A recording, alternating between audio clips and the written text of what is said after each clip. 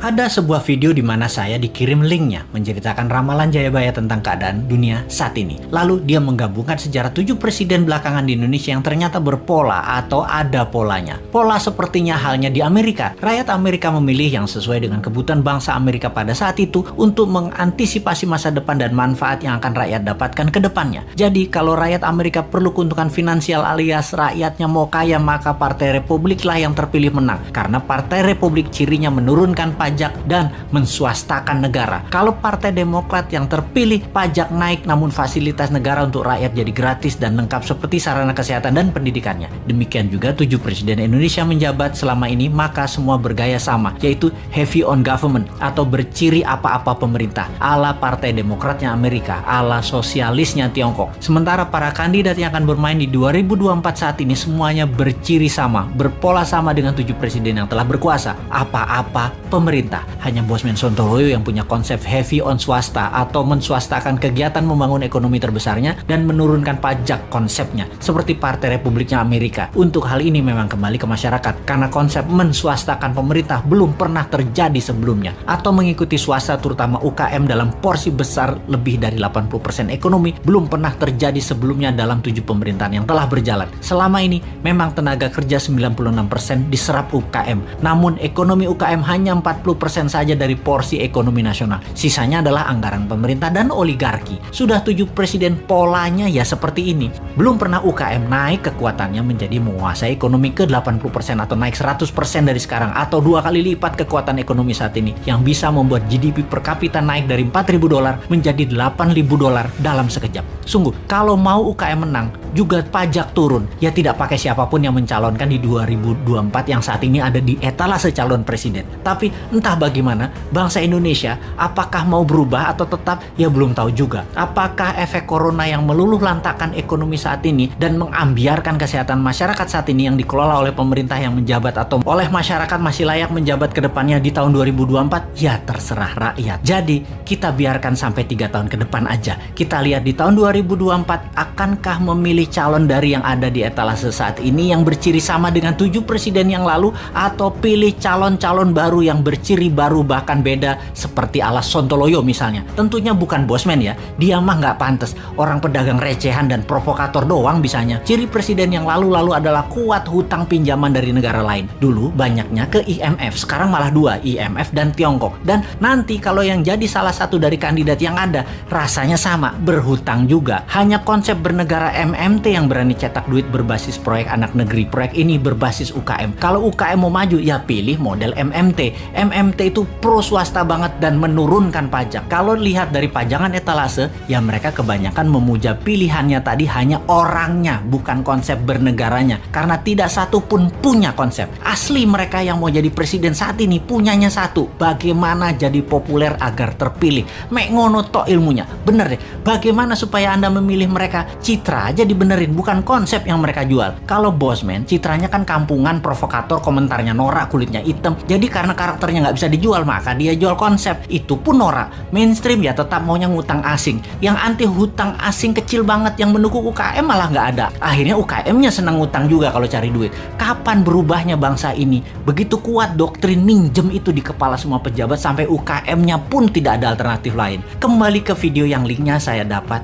dan saya nonton, ternyata Satrio Piningit atau kesatria yang dipingit itu keluar ketika ada goro-goro atau malapetaka dahsyat menghancurkan negara dan dunia. Saat ini virus corona dianggap goro-goro. Lalu ketika goro-goro terjadi, ada kesatria yang suaranya saja muncul, wajahnya dan penampilannya dipingit tidak muncul, yaitu Bosman. Jadi kesatria yang dipingit tadi adalah kesatria yang terus-menerus memberikan arahan, solusi, dan sosoknya dipingit, diumpetin, yang penting pesannya tercapai. Lalu pola kepemimpinan nasional yang lengkap menjabat. Pak Karno itu Majapahit atau Jawa Timuran, Pak Harto itu Jawa Tengah atau Mataraman, Pak SBY itu Majapahit, Pak Jokowi itu Mataraman, dan Bosman itu Jawa Timuran Majapahit. Begitu pola penggantinya seharusnya. Abis Mataram ya Majapahit. Dan Sekali lagi sahabat, kedua informasi terakhir itu lebih ngaco lagi sahabat dari MMT-nya Bosman dan pro swastanya Bosman. Wes, sekarang kita semua sing sehat, selamat, tinggikan imunitas dengan banyak guyon-guyon segar.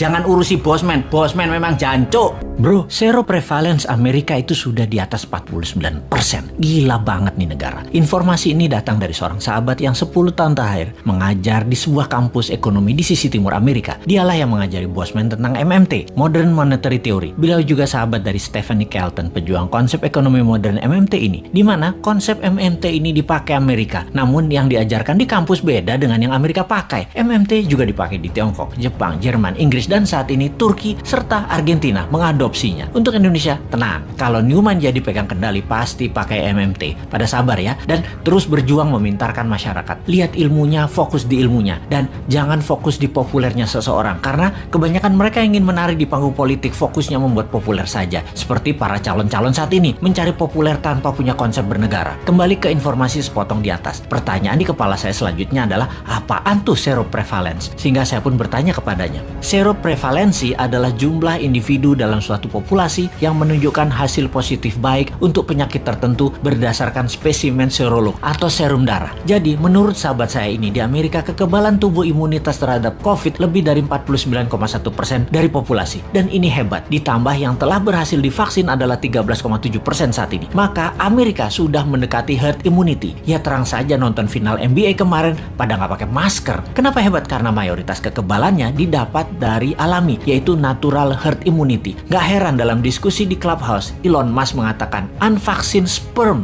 50 years from now are more precious than gold. Yang dalam arti sederhananya adalah sperma manusia yang tidak divaksin lebih tinggi nilainya dibanding harga emas 50 tahun lagi. Oke, wis jangan dipercaya omongan Elon Musk. Itu hanya omongan manusia oportunis. Sing bener pejabat saat ini, maha bener. Kita harus dukung terus demi utuhnya NKRI sampai masanya new mind tiba. Sing sabar ya. Kalau pandemi corona adalah bencana alam natural disaster, maka sesungguhnya kesembuhan alami adalah herd immunity natural juga untuk mengalahkannya. Sungguh, strategi yang terbaik adalah dari alam oleh alam. Kalau COVID adalah man-made disaster. Ada dua strateginya. Nego dengan yang mengendalikan dan ikuti maunya mereka. Atau tantang mereka. Tantang perang puputan. Tantang perang sampai mati. Pakai vaksin sendiri. Pakai imunoterapi. Pokoknya jangan pakai vaksin asing aja. Wani ora. Kalau nggak berani ya seperti saat ini. Ikuti aja protokol globalis. Dilanjut oleh teman saya tadi. Jadi kalau Amerika pakai vaksin mengatasi herd imunitas secara mayoritas itu hoax. Itu hoax. Bener. Pakai vaksin. Tapi hanya minor. Hanya palingan 20-30%an saja, yang 30%an nanti yang alami. Amerika pakai natural imunitas terbanyaknya. Lalu saya bertanya, kalau Tiongkok menangani COVID pakai vaksin ya? Dijawab olehnya, belum tentu. Tiongkok itu rezim komunis, gak ada transparansi dan akuntabilitas bagi siapapun dari luar negeri bisa mengakses kebenaran informasi yang Tiongkok berikan. Siapa yang bisa memverifikasi berita kalau society dibungkam di sana? Banyak ahli-ahli luar Tiongkok mau fact finding masuk ke Tiongkok, gak bisa, ditolak Beijing. Sebaiknya kita tidak consider data Tiongkok sebagai data utama. Semua data dari Tiongkok itu dari pusat partai komunis. Semuanya dialterate, diubah sesuai untuk kepentingan propaganda yang menguntungkan Tiongkok. Bisa saja ternyata Tiongkok juga pakai natural herd immunity, namun dipropagandakannya pakai vaksin. Taunya Tiongkok menyehatkan warganya dengan multivitamin dan mineral, sementara vaksin diekspor keluar sebagai dagangan internasional. Jadi Tiongkok kayak Amerika juga. Jangan-jangan 60%-nya pakai natural herd imunitas, sisanya vaksin. Siapa yang tahu? Banyak negara tergocek globalis cabal agar pakai vaksin mayoritasnya, yang natural imunitasnya dibatasi. Memang tidak deadly atau mematikan menggunakan vaksin itu. Vaksin faktanya memang mengurangi fatality kematian, tetapi sisi lain ya kita jadi korban ekonomi, jadi miskin, kita jadi buyer beliin vaksin terus. Ya semoga salah lagi nih data dari Tiongkok dan globalis kali ini, tapi data seroprevalence yang dari Amerika mah bener.